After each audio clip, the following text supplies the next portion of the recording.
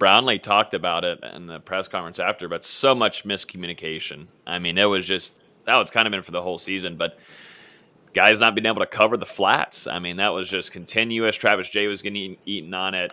Brownlee had a few plays where he had some rough times during the game, and then a few others, but just so much miscommunication and tackles that should be made way earlier.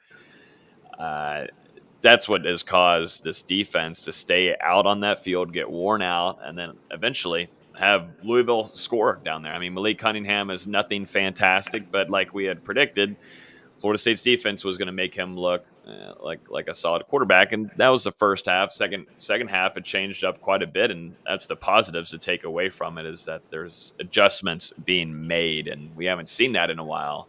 Not allowing Louisville to score in the second half is humongous, and I think that's a big turnaround, and for mainly the team and those players to realize, hey, this is what worked. Let's watch a film and let's keep going on that trend. And that's something where I feel a lot more optimistic heading into this weekend for this defense. I don't want to get too optimistic and screw myself over with whatever kind of prediction I'll make, but I do think that was a big thing for this team to really understand, all of them, that's how you shut out a half. It's just got to be, you got to start off way better earlier, both offensively and defensively.